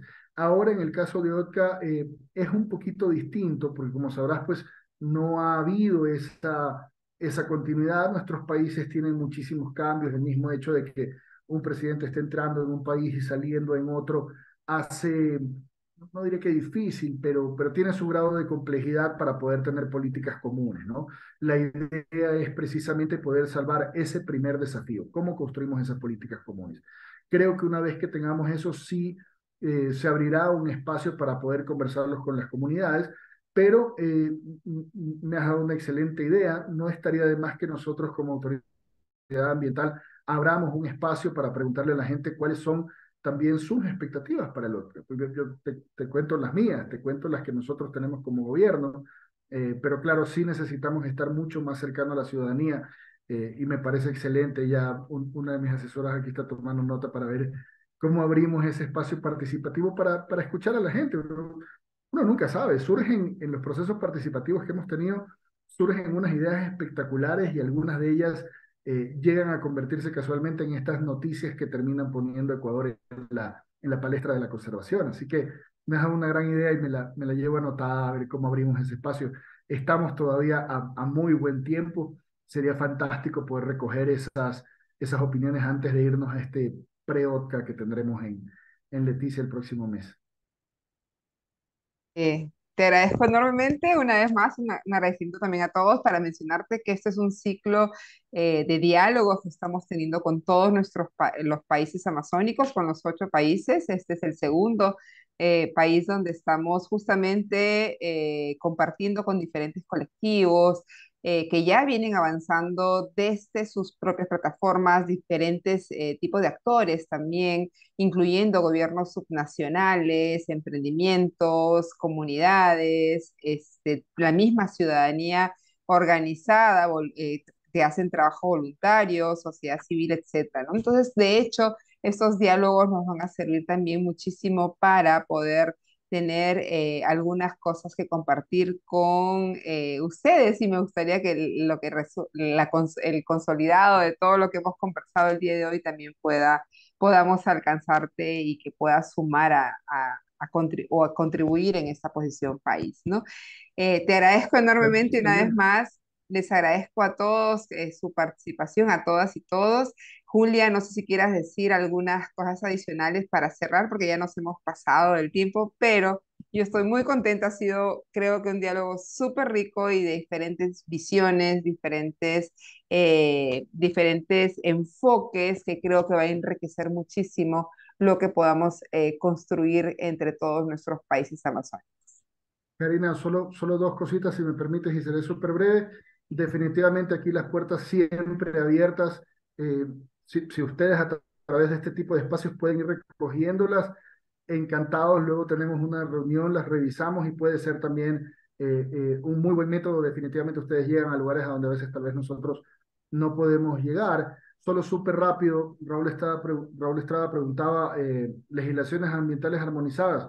Por supuesto que sí, es una de las cosas que nosotros quisiéramos alcanzar. Es muy difícil hablar de un nivel de integración como los que ves en Europa, donde tienes normas supranacionales que se cumplen y ahí se me sale lo abogado, me encantan esos términos, estas normas supranacionales en donde todos los demás países que forman parte la cumplen a rajatabla. Es un poco complicado pensar en eso, pero definitivamente sí podemos tener normas tipo o normas armonizadas que los distintos países podamos compartir porque tenemos problemas y características muy similares.